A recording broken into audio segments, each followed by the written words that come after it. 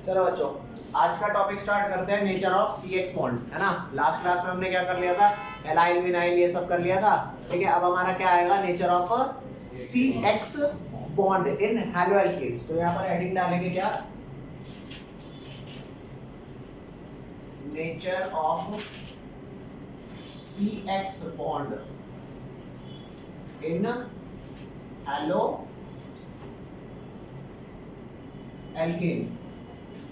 Halo alkane का मतलब होता है CH3 के साथ या तो F लगाओ या Cl लगाओ, कोई भी हेलो ग्रुप लगाओ, ठीक है।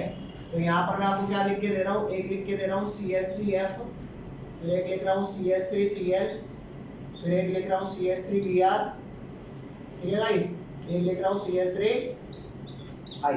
आपको क्या लगता है कौन सबसे छोटा है, फ्लोरीन या आयोडीन? साइज जो होता है वो फ्लोरीन का छोटा होता है, और नीचे हम बढ़ते हैं तो नंबर ऑफ शेल बढ़ती है, जिसकी वजह से साइज बढ़ जाता है। तुम्हें क्या लग रहा है, इलेक्ट्रोनेगेटिव कौन ज्यादा है? फ्लोरीन। इलेक्ट्रोनेगेटिव फ्लोरीन ज्यादा होता है, तो फ्लोरीन ज्यादा इलेक्ट्रॉन खींचेगा, बोलते भाई फ्लोरीन खींचेगा इतना सारा इलेक्ट्रॉन खींच रहा है, ये थोड़ा कम इलेक्ट्रॉन खींचेगा, ये और कम खींचेगा, ये बिल्कुल कम इलेक्ट्रॉन खींचेगा, समझिए। तो तुम बताओ चार्ज कहाँ ज्यादा सेपरेट होगा, फ्लोरीन वाले केस में या आई वाले में? है, फ्लोरीन ज्यादा इलेक्ट्रॉन खींच रहा है ना, तो नेगेटिव चार्ज इसमें ज्यादा आएगा, तो इसका नेगेटिव चार्ज बहुत ज्यादा है, इसका पॉजिटिव चार्ज भी बहुत ज्यादा है। जबकि यहाँ पे नेगेटिव चार्ज कम हो गया, यहाँ पॉजिटिव चार्ज कम हो गया, यहाँ और कम हो गया, यहाँ पॉजिटिव और कम हो गया, यहाँ नेगेटिव काफी कम हो गया, पॉजिटिव काफी कम हो गया। तो तू बता डायपोल कौन सबसे तगड़ा है, ये वाला या ये वाला, कौन से वाला, ऊपर वाला नीचे वाला? आपको चार्ज के बेसिस पे, क्योंकि फ्लोरीन ज्यादा इलेक्ट्रोनेगेटिव है, आपको ये लग रहा है डायपोल तगड़ा यहाँ क्रिएट हुआ, ठीक है। भाई देख, केमिस्ट्री में लॉजिक का नाश कितना है ये हमें पता है, कई कई जगह जहाँ समझ आने लग जाती है। चार्ज ज्यादा सेपरेट फ्लोरीन के केस में हो रहा है, तो इसका डायपोल मोमेंट ज्यादा होना चाहिए, डायपोल मोमेंट इसका ज्यादा होना चाहिए चार्ज के बेसिस पे। लेकिन डायपोल मोमेंट सिर्फ चार्ज के सेपरेशन पे डिपेंड नहीं करता, वो एक और चीज पर डिपेंड करता है। वो चीज क्या है वो बताता हूँ, याद देना। डायपोल मोमेंट को हम शो करते हैं म्यू से। क्या होता है dipole moment? Dipole moment product होता है चार्ज का मल्टीप्लाई में डिस्टेंस बिटवीन द चार्ज, ठीक है। और यहाँ पर डिस्टेंस क्या है, यहाँ पर डिस्टेंस है इनका बॉन्ड लेंथ। यहाँ पर डिस्टेंस क्या है, बॉन्ड लेंथ, ठीक है भैया। तो फ्लोरीन छोटा, कार्बन छोटा, छोटे छोटे ज्यादा पास आ गए, बॉन्ड लेंथ कम। यहाँ आयोडीन बड़ा, कार्बन छोटा, तो ये ज्यादा पास नहीं आ पा रहा, तो थोड़ा बड़ा बॉन्ड हो गया।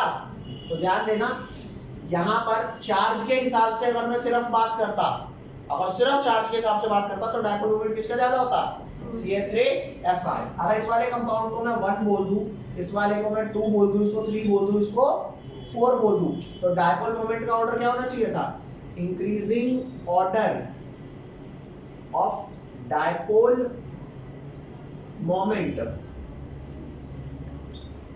On the basis of charge क्या होना चाहिए था, ऑफ चार्ज क्या होना चाहिए था भैया, 1 का। अच्छा इंक्रीजिंग ऑर्डर कह रहे हैं, डिक्रीजिंग बढ़ा दूं, डिक्रीजिंग ऑर्डर में 1 का सबसे ज्यादा, 2 का उससे कम, 3 का उससे कम, 4 का सबसे कम होना चाहिए। लेकिन क्योंकि हमें डिस्टेंस भी तो चेक करना है, तो ये CH3 और F का बॉन्ड ना काफी कम होता है, तो चार्ज बेशक ज्यादा भी हुआ, लेकिन बॉन्ड लेंथ इतनी कम है कि दोनों का मल्टीप्लिकेशन क्या हुआ, कम हो गया। अरे बोल लो भाई, यार कोई बंदा कहे यार तुमने भगवान को बहुत साधना करके, आराधना करके बहुत उन्हें खुश किया, अब भगवान ने कहा मान तेरी जो इच्छा है, तूने कहा मेरी सैलरी बढ़ा दो 1000 गुना, तेरी सैलरी 1 रुपया थी महीने का, तो 1 रुपए का 1000 गुना कितना हो गया, 1000 रुपया। 1000 गुना बढ़ाने के बाद भी क्या मिला, 1000 रुपये महीने का खर्च चल जाएगा, नहीं चलेगा, समझ रहे हो। तो भाई यहाँ पे चार्ज मैंने मानना बहुत ज्यादा था, लेकिन बॉन्ड डिस्टेंस, जिसकी वजह से ओवरऑल मल्टीप्लिकेशन क्या हुआ, जितना ज्यादा सबसे हाईएस्ट आना चाहिए था नहीं आया। तो नीचे आते हैं, चार्ज बेशक थोड़ा सा कम है इस वाले से, लेकिन बॉन्ड डिस्टेंस तो ऑर्डर 1 2 3 4 ना हो करके ये 2 पहले नंबर पर आ जाता है, बस इतना वेरिएशन हुआ है, क्योंकि इसका बॉन्ड लेंथ कम हो गई ना, तो चार्ज इनटू बॉन्ड डिस्टेंस कम हो गया, तो म्यू की वैल्यू इसकी कम आई, CH3Cl से, इसका चार्ज भले ही कम था। जैसे एक बंदा है, उन्होंने कहा भगवान जी मैंने भी आपको कुछ किया, मेरी भी सैलरी बढ़ा दो। मेरी सैलरी इस गधे जैसी 1000 गुना नहीं बढ़ानी, मेरी बस दुगना कर दो। मैं कमाता हूँ 10 लाख रुपया महीने का, 20 दे दो, फरारी चला लूंगा। समझ गए बात? तो कितना गुना करना है वो तो डिपेंड इस पे करेगा ना, तेरा इमिशन कितना है। तो यहाँ पर बॉन्ड लेंथ काफी कम थी, तो चार्ज ज्यादा होना भी सक्सेसफुल नहीं हो पाया। डायपोल मोमेंटस का सबसे ज्यादा होना चाहिए था, क्यों नहीं आया? क्योंकि बॉन्ड डिस्टेंस काफी कम था। फ्लोरीन छोटा, सी छोटा, छोटे छोटे लोग कितना बड़ा बॉन्ड बना लेंगे भाई, छोटा ही बॉन्ड बनेगा, ये काफी बड़ा है। अच्छा यहाँ नीचे आते आते तक बॉन्ड डिस्टेंस तो बहुत बढ़ गया, लेकिन चार्ज बचा ही नहीं। समझ रहे हो? तो अल्टीमेटली किसके हिस्से में थोड़ी सी बॉन्ड लेंथ ने थोड़ी इज्जत दिखाई है, बेटे तो कम भी है ना, मैं संभाल दूंगा, वो था CH3Cl। तो ये CH3Cl में जो ऑर्डर आपको 1 2 3 4 होना चाहिए था वो कौन सा हो गया? 2 सबसे ज्यादा, 1 3 4।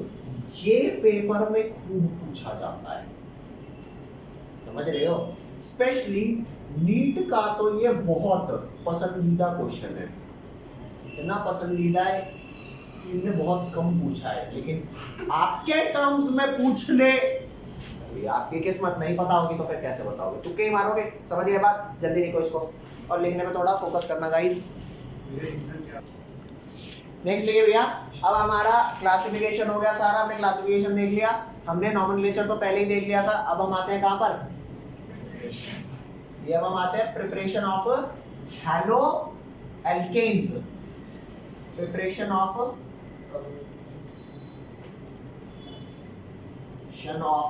Hello alkanes.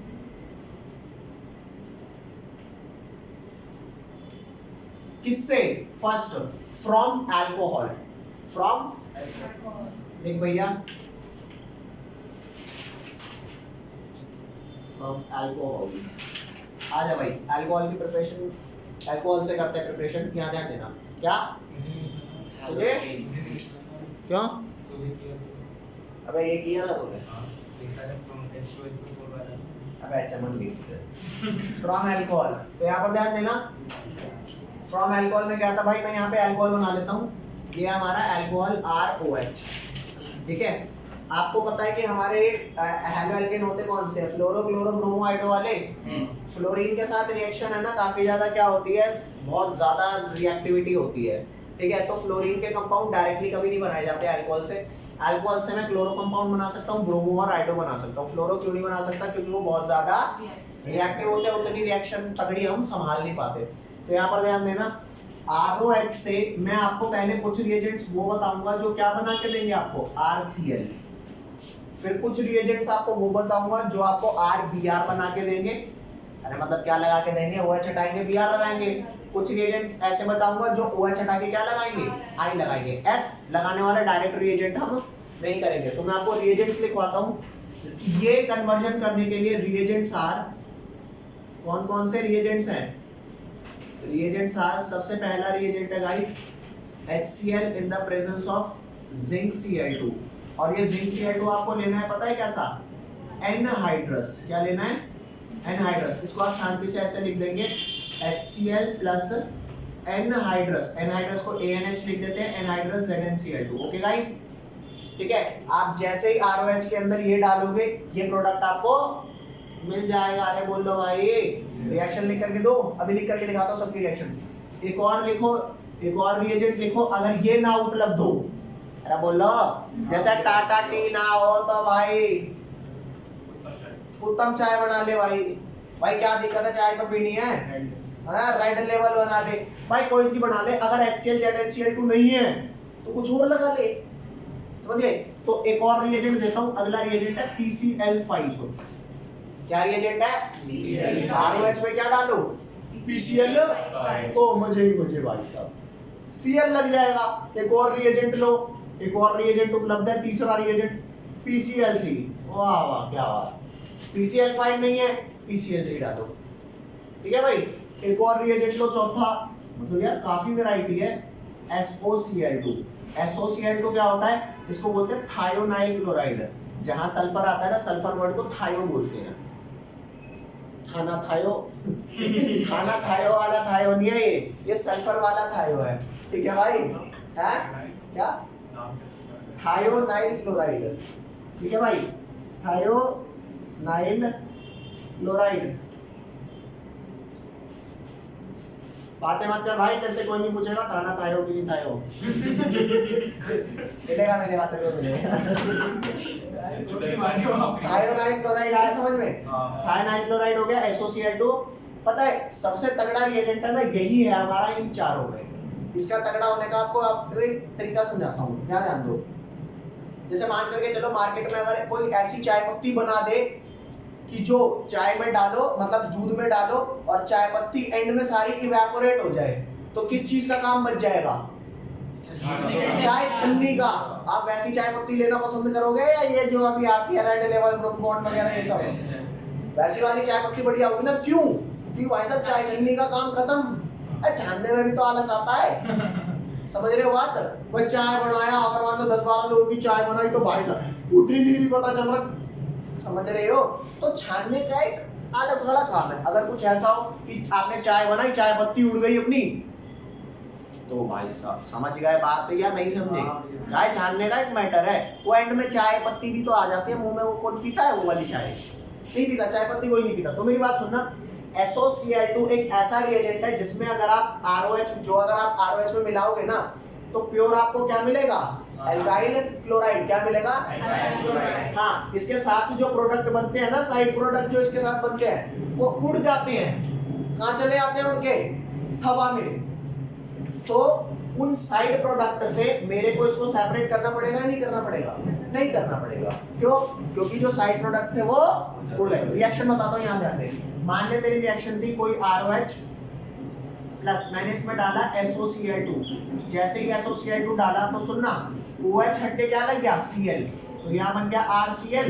जो एक OH हटा वो इसके एक O से रिएक्ट करके और Cl से रिएक्ट करके क्या बनाएगा? देख भैया मेरी बात दोबारा सुन, ये OH हटा ना, अरे बोलो, तो ये जो OH हटा उसका O और ये SO मिलके क्या बनाएंगे? SO2 gas. उड़ गई। अरे गैस का काम क्या है? उड़ जाना। और उसके बाद जो ये H था और ये Cl था, क्या बना दिया? HCl gas. ये भी उड़ गई। और जो एक Cl था वो OH हटा करके यहाँ पे लग गया। तो जो आपके साइड ये बाजा बजा लेंगे, क्या सुनाई देगा? क्या होगा? नाचने के अलावा कोई काम नहीं है।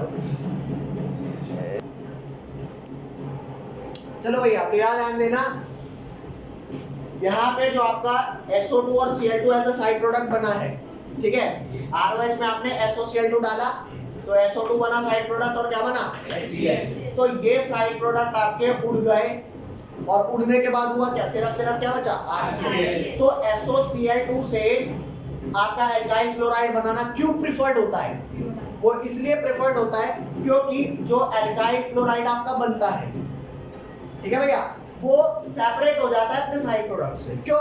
क्योंकि ये वाले वैसे ही छोड़ करके चले गए, जबकि बाकी जो तीनों केस है, ये वाला केस है या ये वाला केस है या फिर PCl3 वाला है, इनमें जो साइड प्रोडक्ट होते हैं ना वो छोड़ करके नहीं जाते। और जब वो छोड़ के नहीं जाते तो फिर क्या होता है?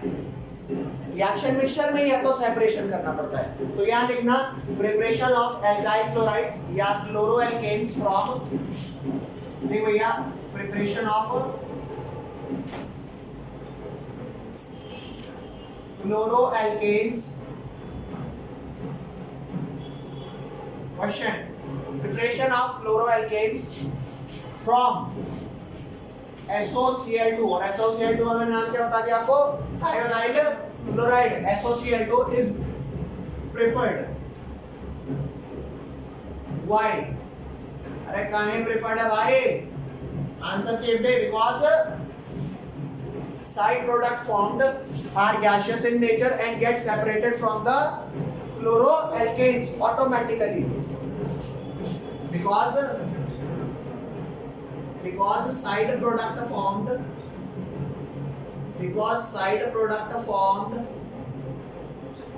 is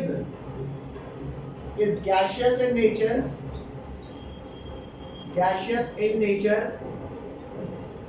and get separated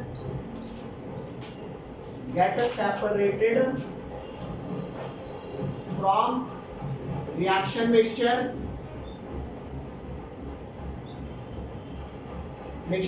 automatically so no need to separate, ठीक है, सेपरेट क्लोरो एल्केन्स। अरे बोल भाई समझ में आया कि नहीं आया? जल्दी लिखो इसे। अच्छा इसका आपको ना नाम बता देता हूँ, ये जो HCl और ZnCl2 बनाया है ना, इसका एक नाम होता है, क्या नाम है इसका? नाम है लुकास रिएजेंट। कौन होता है लुकास रिएजेंट? ये कौन होता है ये तो पता नहीं, लेकिन भाई जब कुत्ते का नाम होता है तो ये तो फिर भी रिएजेंट है, ठीक है भाई। इसका क्या नाम है? अच्छा नाम है लुकास रिएजेंट, ठीक है भैया। नेक्स्ट आ जा। अब ROH से क्या बताऊंगा? ROH से क्या बनाना बताऊंगा?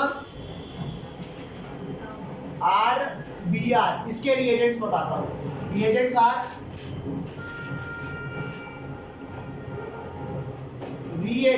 आर कौन कौन से भाई रिएजेंट? सबसे पहला रिएजेंट लिख HBr। भैया ध्यान दे, वहां पे HCl के साथ ZnCl2 था, यहाँ पे HBr के साथ ZnBr2 नहीं है भाई। रिएजेंट्स ना अलग अलग होते हैं, तो सिर्फ HBr है। हाँ अगर वो पूछे, अगर वो आपसे परसेंटेज पूछते तो बता देना 48% कॉन्सेंट्रेशन होती है इसकी।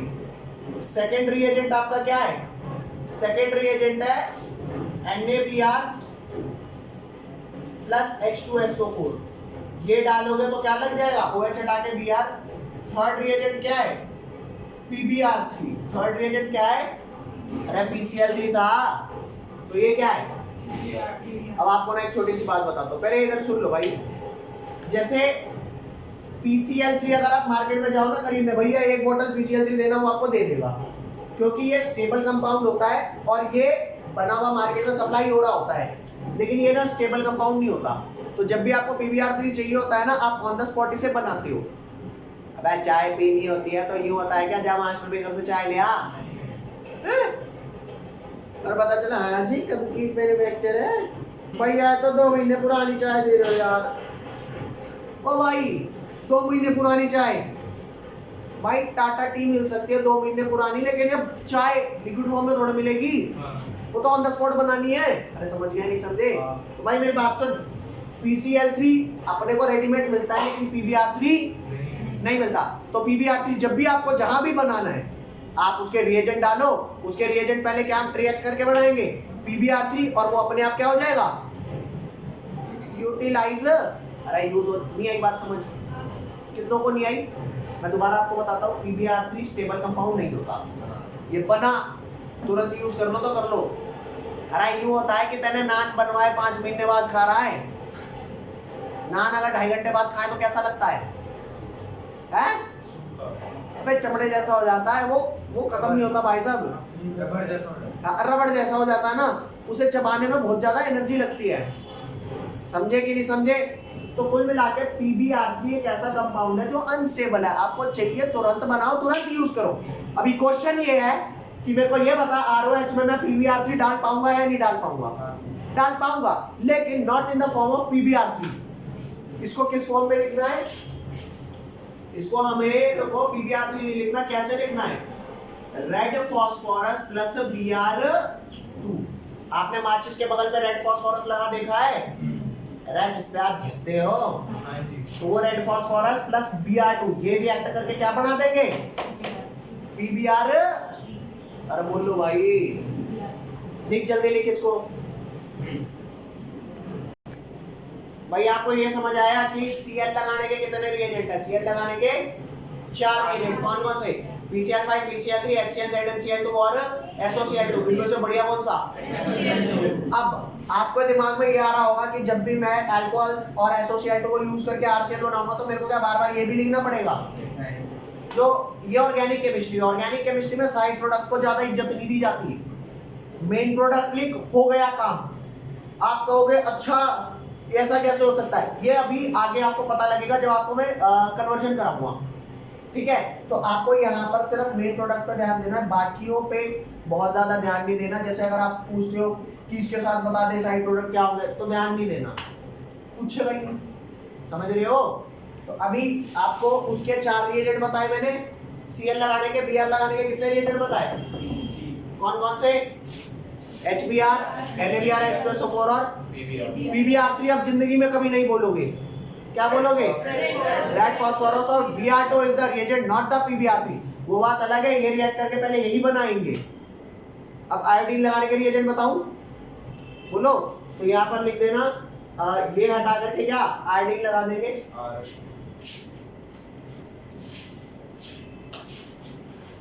यहाँ पर ये हटा देते हैं,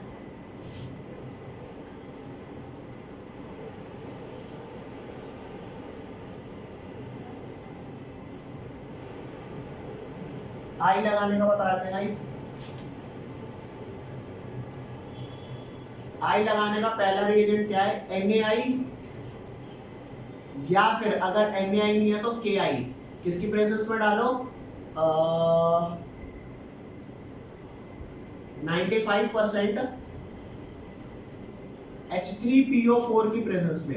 H3PO4 को पता है क्या बोलते हैं, इसको बोलते हैं ortho phosphoric acid, phosphoric acid.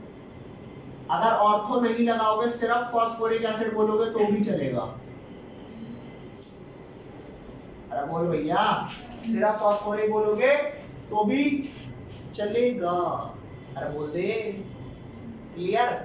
और कौन सा रिएजेंट है, हाँ एक रिएजेंट और है PI3, लेकिन ये PI3 क्या होता है, अनस्टेबल। तो इसको कैसे बनाएंगे, इसको बनाएंगे किससे, रेड फास्फोरस प्लस I2। अरे बोल भाई, रेड फास्फोरस प्लस I2। तो ये वाली बात याद रखना, इनको कैसे बनाते हैं, एक PbR3 अनस्टेबल होता है और एक PI3, ठीक है। अब यहाँ ध्यान देना भाई, कई बच्चों को ये लग रहा है ये 95% H3PO4 क्या है, 95% का मतलब है 95 ग्राम क्या लो, H3PO4 लो, कितने में, 5 ग्राम वाटर में। अरे बिना वाटर के तो एसिड अपनी एसिडिटी शो ही नहीं करता। तो ये कंसंट्रेशन है, सॉल्यूशन चैप्टर में मास बाय मास बताया है। तो 95% क्या होता है, सॉल्यूट होता है, तो सॉल्यूट हो गया फॉस्फोरिक एसिड, तो इतना सॉल्यूट हो गया उतना पानी हो गया, ठीक है भाई। अब नेक्स्ट आते हैं किस पे, इसके बारे में कुछ चीज बताता हूँ। एक वर्ड होता है इन सीटू, क्या वर्ड होता है, आप में से जो बच्चे बायो पढ़ते हैं उन बच्चों को पता होगा, एक वर्ड होता है इन विट्रो।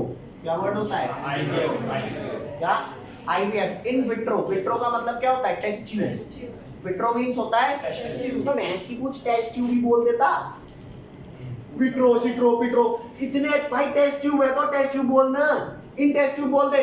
अब विट्रो लाने की क्या जरूरत है, बता दे एक जरूरत हो, समझ रहे हो, कोई जरूरत है, लेकिन हम लाएंगे। तो विट्रो यहाँ पे किसको बोला, टेस्ट ट्यूब को। तो वैसे ही मान लो ये एक रिएक्शन वेसल थी, कौन थी ये, अल्कोहल, क्या था ये, अगर इसके अंदर मेरे को PI3 डालना है तो डायरेक्ट PI3 तो डालूंगा नहीं, क्या डालूंगा, रेड फास्फोरस प्लस। तो ये जो PI3 था आपने रिएक्शन मिक्सचर में जहां यूज करना था वहीं पे बना लिया ना ऑन द स्पॉट, किसकी हेल्प से, और I2 की हेल्प से। या अगर PbR3 डालना होता तो रेड फास्फोरस और Br2 डालते, लेकिन अगर PCl3 डालना होता तो डायरेक्ट क्या डालते, कुछ समझ नहीं आ रहा था तुम्हारे को, अगर मेरे को आयोडीन लगाना है OH हटा के तो रेड फास्फोरस प्लस I2 तो डालूंगा ताकि PI3 बन जाए, और अगर Br लगाना है तो रेड फास्फोरस प्लस Br2 डालूंगा, और अगर Cl लगाना है तो PCl3 डायरेक्ट डालूंगा, या उसमें भी red phosphorus plus. Very nice. तो यहाँ पर PI3 हमने डायरेक्ट नहीं डाला, PI3 हमने यहाँ पर बनाया है इस रिएक्शन मिक्सचर के अंदर, इस रिएक्शन मिक्सचर के अंदर। तो रेड फास्फोरस प्लस I2 से इसके अंदर क्या बना, PI, तब वो PI3 इसको हटा करके I लगाएगा ना, रे बोल लो भाई। तो मैं पता है क्या बोलूंगा, मैं ये बोलूंगा PI3 is prepared in situ वाह बेटा, in vitro test tube, in situ again test tube. तेरे को अपनी भाषा में कोई और नाम देना है? नहीं ना, तो मैं पूछूंगी। बोल दे, इन पप्पू। इसका भी मन क्या है? टेस्ट ट्यूब, इन T2। वाह भाई साहब, इन T2। अरे भाई तुम पागल हो क्या? तुमने विट्रो को टेस्ट ट्यूब बोला, तुमने C2 को भी टेस्ट ट्यूब बोला, लेकिन टेस्ट ट्यूब को टेस्ट ट्यूब नहीं बोला। टेस्ट ट्यूब बोलने में तुम्हारे को क्या दिक्कत है? तो आपको इन C2 का मतलब पता लगा? इन C2 का मतलब क्या है? Test tube. इन टेस्ट ट्यूब आपने PI3 प्रिपेयर किया, किसकी हेल्प से? Red phosphorus. PI3 prepared in situ by reaction of red phosphorus and arabol। समझे? यहाँ इन situ का क्या मतलब है? इन द रिएक्शन मिक्सचर या इन द टेस्ट ट्यूब। अरे बोलो भाई। यस भाई जरूरत थी क्या ये C2 वर्ड लाने की? हैं? टेस्ट ट्यूब ही अच्छा है। भाई मैं कहता हूँ विट्रो भी क्यों चाहिए? टेस्ट ट्यूब ही बोल। इन टेस्ट ट्यूब बोल दे। बोलो भाई, लिख ले इसको। तो C2 आपको समझ आ गया? फटाफट लिख जल्दी से। ऑर्गेनिक केमिस्ट्री एक ऐसा सब्जेक्ट है जिसे ना आप पूरा याद कर सकते ना पूरा रट सकते। क्या क्या? ना पूरा याद कर सकते ना पूरा समझ सकते। इसको समझ करके याद करना है। एग्जैक्टली समझने की कोशिश करोगे तो भी ऐसा नहीं है कि सब लॉजिक वाइज चल रहा है। एग्जैक्टली याद करोगे तो भी आपको नहीं समझ में आएगा। तो समझ के थोड़ा थोड़ा आप बार बार उसे रिपीट करोगे तो ये आपका हो जाएगा। ठीक है भाई? तो ऑर्गेनिक केमिस्ट्री को कैसे लेकर के चलना है बता? समझ करके याद करना है। क्या? समझ के याद। समझ को समझो। समझना ही एक समझ है। हाँ बस ठीक है। और उसके बाद आप क्या करोगे इसको? तो कुल मिला करके ये आपका क्या हुआ? हेलोएल्कीन की पहली प्रिपरेशन थी फ्रॉम अल्कोहल। नेक्स्ट लिखो फ्रॉम हाइड्रोकार्बन। नेक्स्ट क्या लिखोगे? Preparation of alcohol from hydrocarbon.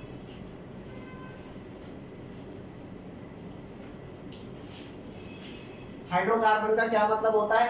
ऐसे कंपाउंड जो सिर्फ कार्बन और हाइड्रोजन से ही बने हैं। एल्केन्स जिनमें कार्बन कार्बन का सिंगल बॉन्ड होता है, एल्कीन जिसमें कार्बन कार्बन का डबल बॉन्ड होता है, और एल्काइन जिसमें कार्बन कार्बन का ट्रिपल बॉन्ड होता है। हाँ, तो फ्रॉम हाइड्रोकार्बन में अभी मैं किससे पढ़ रहा हूँ? From alkane. अभी किससे पढ़ रहा हूँ? From alkanes. अब बच्चों मेरी बात यहाँ समझना, ये आपका एक लिख दिया मैंने CH4। क्या लिख दिया? CH4। इसमें डाला Cl2 in the presence of UV light. UV light लिख सकते हो, या फिर इसको आप लिख सकते हो सनलाइट, या फिर आप इसको और क्या लिख सकते हो? H new. H न्यू का मतलब होता है 11th क्लास में आपने पढ़ा होगा, energy is equal to H nu. पढ़ा था स्ट्रक्चर ऑफ एटम में। अगर याद नहीं है तो कोई दिक्कत नहीं, मुझे पता है 11वीं आपने आधा पढ़ा।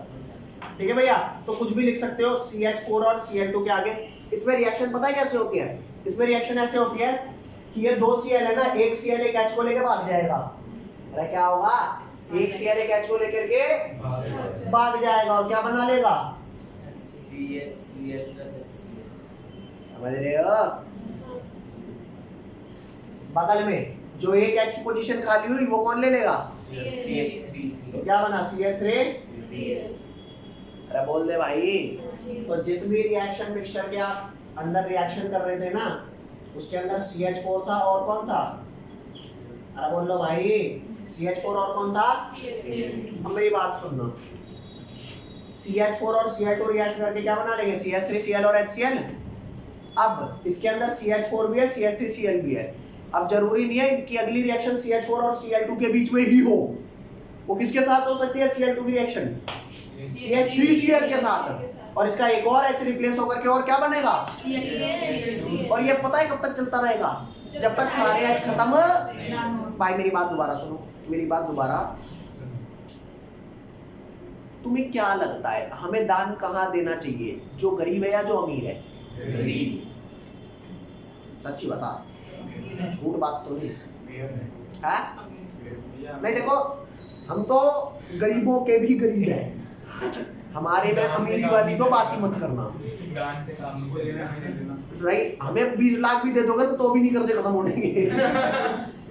तो बात करो थोड़ी उन रईसों की, जैसे फेसबुक का फाउंडर, गूगल का अंबानी, टाटा, इन पे इतना पैसा है और ये हल्का सा फंड रेज करने के लिए आईपीओ निकालते हैं तो इनके पास एकदम आ जाता है 1000 करोड़। तो तुम कुछ बेचानी कुछ करानी तो मतलब तुम वहां पैसा फेंक रहे हो जब पैसा ही पैसा है। यही बात समझ। और हम आईपीओ निकालेंगे, आईपीओ निकल रहा है किसका? टुगेदर्स एकेडमी का। ऐसे बदनाम नहीं करते लेकिन मैं आईपीओ निकालूंगा, मेरे को पैसा देगा कोई? यही बात समझ है? कितना दे देगा? 150 रुपए दे देगा भाई, और क्या भाई समझ? ये 1000 करोड़ 10,000 करोड़ हमें नहीं मिलेंगे ना। मैं ये बता क्यों रहा हूँ? मैं इसलिए बता रहा हूँ कि ये Cl2 सिर्फ CH4 के साथ रिएक्ट करके CH3Cl नहीं बनाएगा। जब CH4 और Cl2 रिएक्ट करे तो CH3Cl बना ना। अब ये Cl2 CH3Cl का भी एक H से रिएक्ट करके CH2Cl2 बना देगा। और कब तक बनाता रहेगा? जब तक H खत्म में ना हो जाए। मतलब ये रिएक्शन चलती रहेगी चलती रहेगी चलती रहेगी। कहां तक? जब तक सारे H खत्म ना हो जाए। अब मैं से मिल गई शांति, खा लिए सारे H। अरे बोल लो, वो कहेगा हाँ खुश हो गए। रह ले भाई फिर खुश, यही बात समझ। भाई तू इसमें खुश है तो खुश रह ले। अब मेरे को एक बात बता, क्या इस मेथड से हेलो एल्केन बना है? क्या इसमें भाई मेरी बात सुन, ये एक मेथड था, क्या इस मेथड से हेलो एल्केन बना? क्या इससे बना? लेकिन क्या कोई भी एक टाइप का हेलो एल्केन मिला? जैसे मान ले भाई तू गा रहा था भटूरे छोले के साथ, वो देख सूखने लग गया। तू गा रहा था भटूरे छोले के साथ, ये तो किसी और के साथ और तूने कहा भैया छोड़ देना, तूने छोले के साथ तोरी, टिंडे, बैंगन, आलू, गोभी, शिमला मिर्च सब डाल दी, और तू खाएगा? आ गई ना बात पैसे ना देने वाली। तो बात इतनी सी है, मैंने पैसे मारा है, मांगा एक हेलो एल्केन, कोई सा भी एक बना के दे दो। इनने मोनोक्लोरोमीथेन भी दे दिया, डाइक्लोरोमीथेन भी दे दिया, ट्राइक्लोरो, अरे सुसरे इतने सारे बना के दे दिया, अब कैसे करूं? तो मेरी बात सुनना, it is a method to make haloalkane, but it is not considered as good method. Why? Because we are getting ये एक बार Cl2 डालने पे हो जाएगा। हां इतने सारे या फिर CH2Cl2 के बाद एक और बार नहीं, आपने इसके अंदर CH4 भी डाला, Cl2 भी डाला, और उसी Cl2 से उसी Cl2 से U भी बन गया, U भी बन गया, U भी बन गया, U भी बन गया, सारे बन गए। तो और इनके बनने से क्या हुआ? HO भाई कोई एक देता ना, ये क्या तूने खिचड़ी बना दी? मैं कैसे अलग अलग करूंगा भाई? तो किसी ने मांगा डाइट है, फिर तो बस CCl4 ही होना चाहिए। क्यों बे? अब सब वही रहता अबे चमन ये बना, हाँ तो कौन सा एक मॉलिक्यूल से बना? हाँ अरे ये अच्छा, भी बना वो। और एक और CH3Cl बना होगा शायद, उससे ये बन गया। अरे भाई जब तैने एक CH3Cl से ये बनाया तो ये भी तो रिएक्ट कर रहे होंगे ये बनाने के लिए। हाँ। तो ऐसा नहीं है कि सारे CCl4 में कन्वर्ट हो जाएंगे, ये सारे मेरे को मिलेंगे। अच्छा। तो इस मेथड की एक गंदी आदत है। मैंने आपको कहा सर जी हेलो एल्केन बना के देना इस मेथड से, उसने एक नहीं कहता 4 लो, कहता 4 मुझे चाहिए नहीं, कितने चाहिए? एक ही चाहिए था भाई, तने क्या खिचड़ी बना के दे दी, अलग करना पड़ेगा नहीं करना पड़ेगा? So we can say that it is a method to make haloalkane from the hydrocarbon, but it is not considered as good method. Why? Because we are getting mixture of polyhaloalkanes. अरे polyhalo group लगा दिए भाई, क्या लगा दिया? Poly. तो क्या करूं? तने मोनोक्लोरोमीथेन भी दे दिया, डाइक्लोरो भी दे दिया, नहीं आ रही भाई बात समझ? मैंने मांगा छोले दे दो, मैंने तोरी, टिंडे, करेले, बैंगन, गोभी, आलू, शिमला मिर्च और लौकी। भाई तो मैंने माना मैं सारी सब्जियां खाता हूँ, लेकिन ऐसा मिक्सचर थोड़े खाता हूँ। अरे बोलो, समझ गए? तो यहाँ पर लिखो, इसी बात को यहाँ पर लिख लो कि इट इज अप। और ये ओए भाई देखो, 11वीं क्लास की केमिस्ट्री आपकी मिसिंग है, ठीक है? मैं एक छोटा सा वर्ड बोलता हूँ, जिसने 11वीं क्लास में सब्स्टिट्यूशन रिएक्शन पढ़ी थी उसको मैंने फ्री रेडिकल मैकेनिज्म इसका करवाया था। फ्री रेडिकल आपको नहीं याद आ रहा होगा, मैं आपको, आप में से बहुत बच्चों को अभी ये भी नहीं पता कि फ्री रेडिकल होता क्या है। मैं आपको फ्री रेडिकल बताता हूँ क्या होता है। जैसे ये Cl है और ये Cl है, अगर ये अपना इलेक्ट्रॉन ले ले और ये अपना इलेक्ट्रॉन ले ले तो इस Cl पे भी अपना एक इलेक्ट्रॉन आ गया और इस Cl पे भी अपना एक इलेक्ट्रॉन आ गया। अरे बोल लो, तो ये Cl फ्री रेडिकल है। तो ये जो मैकेनिज्म है ना फ्रॉम हाइड्रोकार्बन की जो एल्केन से बनाने की, ये आपकी फ्री रेडिकल मैकेनिज्म है। क्या? Free radical mechanism. Free radical का क्या मतलब है? फ्री रेडिकल का मतलब है इसमें रेडिकल्स इन्वॉल्व होते हैं और रेडिकल रिएक्शन का ना एक नुकसान होता है। क्या नुकसान होता है? ये एक बार चालू हो जाए ना रिएक्शन, ये रुकती नहीं है और इनकी दिक्कत है, ये किसी से भी रिएक्ट करती है। अरे बोलो भाई दोबारा सुन लो, समझना, थोड़ा इमेजिन करके देखना। अगर कोई किसी से भी रिएक्ट कर रहा है तो कुछ भी बनाएगा, तो कुछ भी बनाएगा तो मेरे को कुछ भी थोड़ा चाहिए। नहीं आई बात समझ? तो आप इसके बारे में लिखेंगे, it is a method but not a good method because it gives us mixture of भैया लिख दूं क्या इंग्लिश में? लिख भाई, लिख नहीं, यहाँ पे मैं लिख देता हूँ, यहाँ ध्यान दे। It is not a good method. It is a method to form haloalkane from hydrocarbon, but it isn't a good method. अरे क्यों गुड मेथड नहीं है? Because we get a mixture of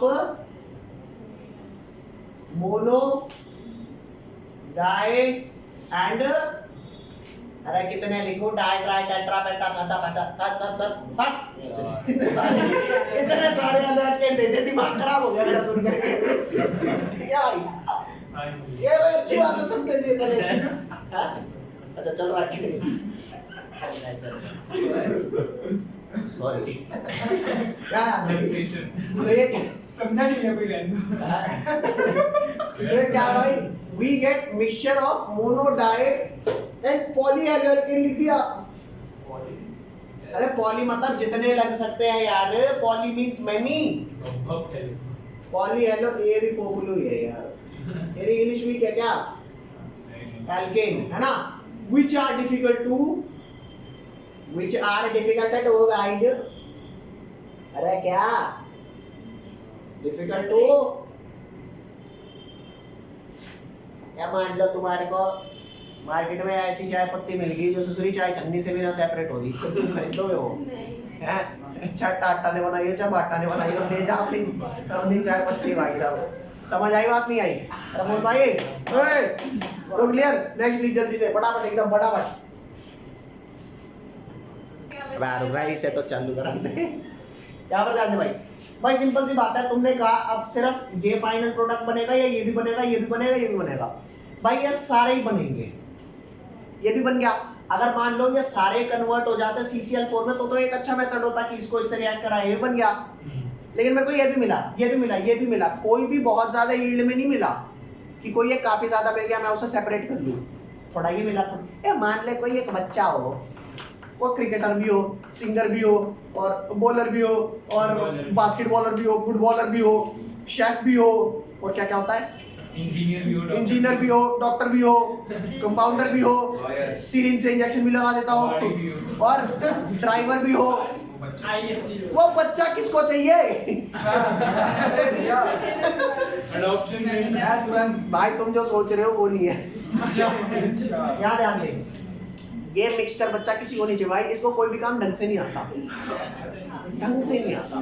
तो यहाँ पे ये भी बना, ये भी बना, ये भी बना और तो ये मिक्सचर है और ये मिक्सचर मेरे को सेपरेट करने के लिए बड़ी दिक्कत हो रही है। 2% ये बना, 1% ये बना, 4% ये बना, 3% ये बना और इसके साथ बहुत सारे कंपाउंड और बन गए। अब आप पूछोगे HCl बार बार बनेगा क्या? हाँ जी HCl तो बनेगा ही बनेगा, वो तो साइड प्रोडक्ट है। फिर तो HCl ही मिल गया काफी अमाउंट में, इसी को अलग कर ले। ठीक है भाई, तो हैलोअल्केन का तो अच्छा मेथड नहीं हुआ ना। ये बात समझ में आई कि नहीं आई? ए भैया मैं तुम्हारे दोबारा एक बात बोलता हूँ, दोबारा ऑर्गेनिक केमिस्ट्री अगर सिर्फ याद करने की कोशिश करोगे जिंदगी में कभी याद नहीं होगी। लेकिन अगर समझ करके याद करने की कोशिश करोगे तो याद होगी। ऑर्गेनिक जो रिएजेंट्स है, अगर आपको बोले कि आपने दूध में चीनी चाय पत्ती डाली तो क्या बना? चाय। अगर चीनी कॉफी पाउडर डाला तो क्या बना? कॉफी। रिएक्टेंट आपका सेम था लेकिन दो अलग अलग चीज डालने से दो अलग अलग चीज बन गई। प्योरली याद भी नहीं करा जा सकता, ठीक है? मतलब ये समझा जा सकता है चीनी ज्यादा डालने से क्या होगा, चाय पत्ती ज्यादा डालने से क्या होगा, कम डालने से क्या होगा, थोड़ा बहुत समझ सकते हो, बहुत ज्यादा नहीं समझ सकते। क्या रेसिपी ऐसे ट्राई करी जाती है? आज मैं अदरक के साथ चीनी के साथ गुड़ से एक डिश बनाऊंगा, देखता हूँ कैसी बनती है। नहीं बना। तो ये बात आपको समझ में आई कि नहीं आई? तो ऐसे ही कुछ भी एक्सपेरिमेंट नहीं किया जा सकता। अरे समझ रहे हो? तो पहले आपको रेसिपी समझनी है कि क्या क्या डालूं, उसके बाद थोड़ा थोड़ा आप उसे याद भी करोगे, याद नहीं करोगे नहीं हो पाएगा। अरे बोल लो भाई, organic chemistry is all about when you know the reagents. अगर आपको रिएजेंट पता है आपको ऑर्गेनिक केमिस्ट्री आती है, रिएजेंट नहीं आते, मैं भी बचपन में बोलता था यार ये तो रिएजेंट याद करवा रहा है, फिर भाई रिएजेंट याद नहीं कराए तो क्या करवाएं? इसके अलावा कोई चारा है तुम्हारे पास? कोई बढ़िया चारा ऑर्गेनिक पढ़ने का तो लेके आना। ऑर्गेनिक का यही एक तरीका है क्या कि आपको ये रिएजेंट्स को थोड़ा याद करना है, थोड़ा समझना है। एग्जैक्टली ऐसा भी नहीं है, हाँ इनके कुछ कॉन्सेप्ट दूंगा, वो कॉन्सेप्ट्स आपको बहुत हेल्प करेंगे ऑर्गेनिक केमिस्ट्री में, ठीक है? तो आज हम इतना कर रहे हैं, बाकी हम करेंगे इन द नेक्स्ट। अरे बोलते भाई, चल बाय बाय।